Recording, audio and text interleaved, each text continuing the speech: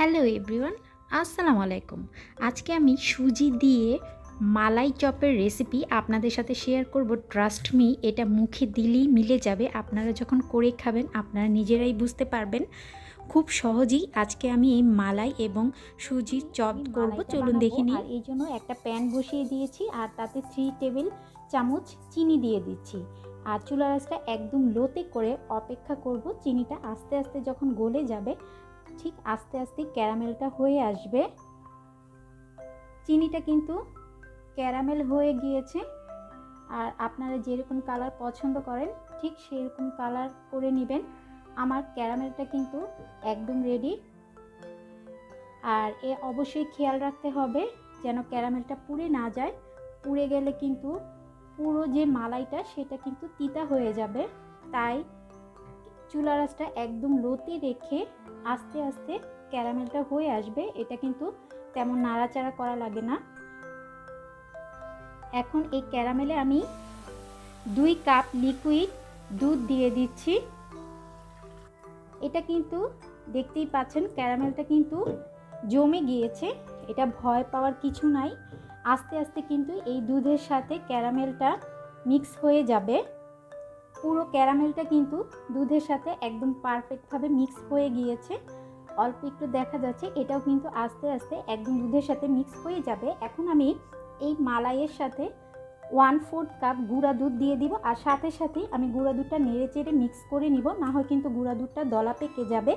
আর সেই সাথে আমি 1/4 কাপ কনডেন্স মিল্ক নিয়েছি। কনডেন্স মিল্ক দিয়ে দিচ্ছি।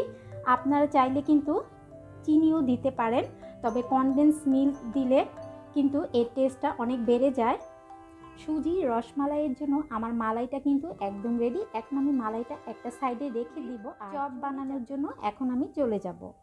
চুলায় আবার একটা প্যান দিয়ে দিয়েছি। আর প্রথমে আমি 1 কাপের থেকে একটু কম চালের গুঁড়ার সুজিটা নিয়েছি। আপনারা চাইলে গমের সুজিটাও নিতে পারেন।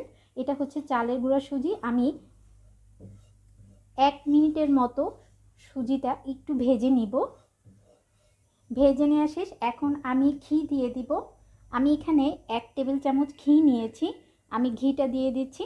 তারপর আবার 2 থেকে 3 মিনিটের মতো আমি এই ঘিয়ের সাথে সুজিটা ভেজে নিব। একটু সময় নিয়ে চুলার আঁচটা মিডিয়ামে রেখে আস্তে আস্তে ভেজে নিব। আর খেয়াল রাখতে হবে সুজিটা যেন পুড়ে না যায়। এই সুজির সাথেই আমি 1 চিমটি লবণ দিয়ে দিচ্ছি। যে কোনো মিষ্টি খাবার, পিঠা বা রসমালাইতে কিন্তু লবণ দিলে এর টেস্টটা কিন্তু অনেক বেড়ে যায়। আপনারা যদি একদমই পছন্দ না করেন তাহলে স্কিপ করতে পারেন। যারা মিষ্টি খাবারে লবণ পছন্দ করেন না তারা স্কিপ করবেন। 3টা এলাচ আমি কিন্তু এই সুজির সাথে দিয়ে দিচ্ছি। আপনাদের কাছে এলাচের ফ্লেভারটা ভালো না লাগলে স্কিপ করবেন। আর যখন আমি চপ বানাবো তখন কিন্তু আমি এই এলাচগুলো ফেলে দিব। আর এই পর্যন্তই যে এলাচের ফ্লেভারটা আছে সেটা কিন্তু সুজিতে ছড়িয়ে যাবে। আর আমি মালাইতেও কিন্তু 3টা আস্ত এলাচ দিয়েছি, যেটা আমি বলতে ভুলে গিয়েছিলাম। আপনারা পছন্দ না করলে এলাচটি স্কিপ করতে পারেন, অথবা এলাচের গুঁড়াও দিতে পারেন যারা পছন্দ করেন। হয়ে গিয়েছে। এখন আমি লিকুইড দুধ দিব। তারপর এটা একটু একটু করে মিক্স করে নিব। আবার একটু দুধ দিয়ে দিচ্ছি। আমার টোটাল 2 কাপের মতো লিকুইড দুধ লেগেছে। আমার চপটা কিন্তু একদম রেডি। এখন আমি চুলাটা অফ করে এটা হালকা একটু ঠান্ডা করে নিব। সুজিটা কিন্তু ঠান্ডা হয়ে গিয়েছে। আমি যে এলাচ দিয়েছিলাম এলাচগুলো কিন্তু বেছে ফেলে দিচ্ছি। আর সুজিটা কিন্তু একদম ঠান্ডা করে ফেলা যাবে না, যখন কুসুম গরম থাকবে এ পর্যায়ে কিন্তু আমি সুজিটা খুব ভালোভাবে মথে নিব। আর এটা মথার উপরেই কিন্তু অনেক সফট হয়ে আসবে। আর এখন আমি এখানে 2 টেবিল চামচ গুঁড়া দুধ দিচ্ছি। আপনারা চাইলে কিন্তু এটা স্কিপ করতে পারেন। আর 1/2 চা চামচ আমি বেকিং পাউডার দিচ্ছি। গুঁড়া দুধটা দিলে মালাইটা খেতে কিন্তু অনেক টেস্টি হয়। এখন আমি খুব ভালোভাবে এটা মেখে নিব। আর আপনারা চাইলে কিন্তু এখানে একটা ছোট সাইজের ডিম দিতে পারেন। আমি ডিম দিচ্ছি না, কারণ ডিমের গন্ধটা আমার কাছে ভালো লাগে না, তাই আমি ডিমটা স্কিপ করছি।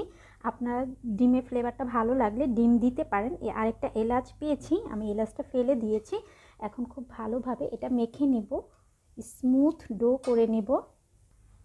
2 থেকে 3 মিনিটের মতো আমি ডোটা খুব ভালোভাবে মথে নিয়েছি। ডোটা কিন্তু এখন সফট হয়ে গিয়েছে। এখন আমি এখান থেকে একটু একটু করে মালাই জন্য চপ বানিয়ে নিব।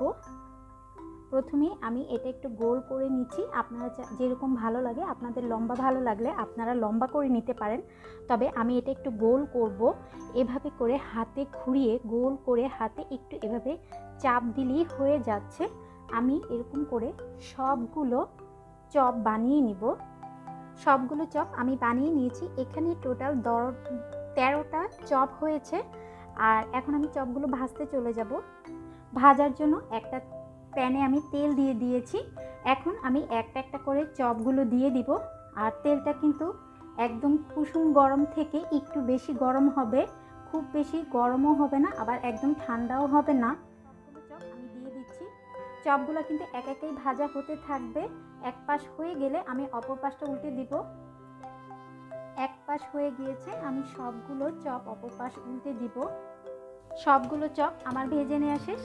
আর এটা কিন্তু একটু ফেটে ফেটে যাচ্ছে, এতে ভয়ের কোনো কারণ নেই। এটা আরও ভালো, তাহলে মালাইটা খুব ভালোভাবে চপের ভিতরে ঢুকবে। এখন আমি তেল থেকে তুলে সরাসরি গরম যে মালাই করে রেখেছিলাম, মালাইটা কিন্তু আমি এখন আবার চুলাতে বসিয়ে দিয়েছি। আমি গরম চপগুলো গরম মালাইতে দিয়ে দিব। এখন আমি মালাইতে গরম চপগুলো দিয়ে দিব।